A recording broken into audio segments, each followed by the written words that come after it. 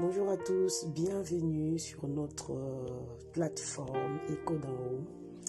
Nous vous espérons en forme par la grâce de Dieu. Nous croyons que vous êtes en train de passer en tout cas une excellente semaine et vraiment nous avons foi que le Seigneur fait un travail puissant, merveilleux dans vos vies, dans vos relations, pour que vraiment vos vies puissent être à la gloire de Dieu.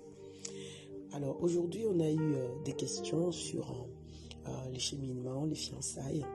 La question qu'on nous a posée, c'était de savoir combien de temps il faut faire ou il faut mettre entre l'étape de cheminement et d'aller aux fiançailles et entre les fiançailles pour se marier.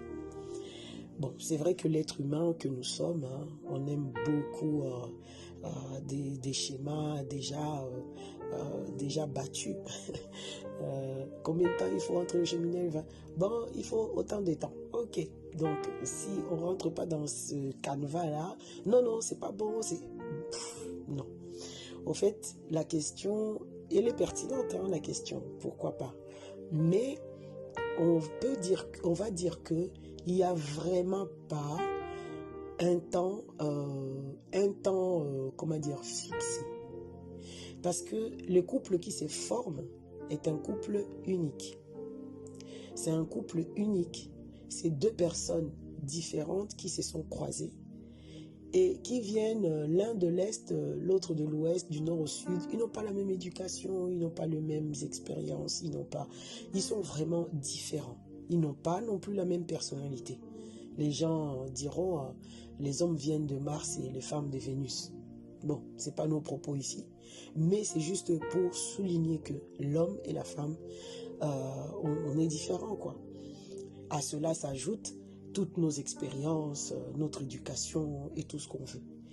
Donc, on ne peut pas dire à tout le couple de manière uniforme, bah oui, votre cheminement à votre fiançailles, c'est autant de temps, votre fiançailles à votre mariage, c'est autant de temps. C'est pas possible, ça ne marche pas comme ça.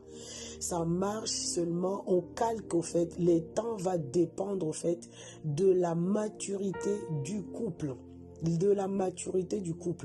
Au fait, moi j'ai l'habitude de dire, l'horloge, le calendrier de ces temps-là se trouve à l'intérieur du couple. C'est pas du tout un calendrier ou l'horloge qui est extérieure. Notre montre, notre calendrier extérieur, on est au mois de janvier et puis au mois de je sais pas quoi, il faut que on quitte les cheminements, qu'on arrive aux fiançailles. C'est pas du tout comme ça. Le calendrier et l'horloge se trouvent au-dedans, à l'intérieur de l'homme et de la femme. De ces couples-là qui s'est formé au fait. Le calendrier est au-dedans de vous. C'est vous, à vous de sentir au fait. Est-ce que le couple est en train de maturer? Est-ce que le couple est en train de bien se former? À quel stade le couple est arrivé? Est-ce que le couple est devenu mûr? Est-ce que le couple... Au fait, c'est ce calendrier interne qui va vous dicter, qui va vous dire si c'est le moment de passer des cheminements aux fiançailles ou encore des fiançailles au mariage. C'est pas du tout un calendrier extérieur. Parce qu'un calendrier extérieur peut vous tromper. Vous pouvez croire que vous avez passé 2 ans de cheminement par la grâce de Dieu que ça ne vous arrive pas.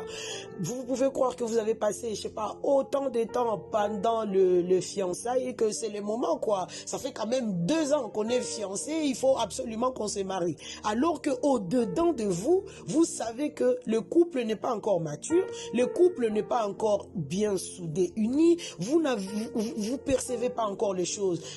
Chacun ne joue pas encore, n'est pas encore à l'aise dans l'acceptation du rôle qu'il attend demain et tout ça.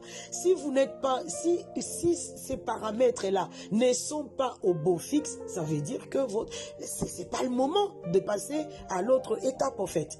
Donc les calendriers ne se trouvent pas sur vos murs, ou encore sur vos maisons, ou encore sur votre smartphone. Non, le calendrier qui vous dicte le temps, le timing et le temps kairos de passer à l'autre étape se trouve au-dedans de vous. À vous d'être sincère avec vous-même, que chacun soit sincère avec soi et que chacun soit sincère avec l'autre. Vous saurez que c'est le moment ou c'est pas le moment. Vous saurez, on peut là-dessus, personne ne peut vous mentir. Il n'y a que vous deux qui savez. Il n'y a que vous deux. Et à cela s'ajoute par exemple, je vous donne un exemple qui va peut-être vous orienter. Bon, un couple là, ils ont cheminé, ils arrivent à l'étape, ou même des fiançailles. Bon, disons, ils sont fiancés. Bon, maintenant, ils sont fiancés, les parents, tout ça. Maintenant, à quelle date? Comment on se marie quand? Il n'y a pas que les éléments extérieurs qui doivent vous dicter, c'est le moment de se marier. C'est pas le fait d'avoir un appartement, un travail, tout ça qui va vous orienter pour dire c'est le moment de se marier. Non, ce sont les paramètres qui sont internes au-dedans de vous. Qui vont vous dicter de vous marier. Est-ce que je suis prêt? Est-ce que j'arrive à les supporter? Est-ce que je l'aime vraiment? Est-ce que je le porte? Est-ce que je l'encourage? Est-ce que je suis source de bénédiction, d'encouragement? Est-ce que je le pousse à devenir meilleur? Est-ce que je le pousse à être, je sais pas, à vivre cette vie de sacrifice? Est-ce que, au fait, le calendrier se trouve au-dedans. Et il y a un autre paramètre qui est un peu simpliste, si on peut dire ça comme ça. Bon, le fait de passer du temps ensemble dans les fiançailles et tout, ça nous rapproche vachement. Et le rapprochement va de manière, comment dire, le rapprochement va par conséquent nous amener automatiquement à un éveil des sentiments en fait.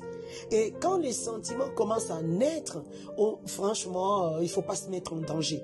Ça devient difficile à les calmer, ça devient difficile à mettre le frein dessus. Vous voyez, vous mettez le frein, mais le frein ne prend plus et puis la voiture continue à avancer. Donc, plus vous allez vous rapprocher pendant les fiançailles, plus vous allez vous rapprocher, plus les sentiments vont naître et plus ça va devenir difficile de vous cacher ces sentiments, de vous cacher le fait que vous vous aimez. En ces moments-là, rassurez-vous que les paramètres fondamentaux sont déjà mis en place, c'est-à-dire le rôle de chacun, le respect de l'un de l'autre, tout ça.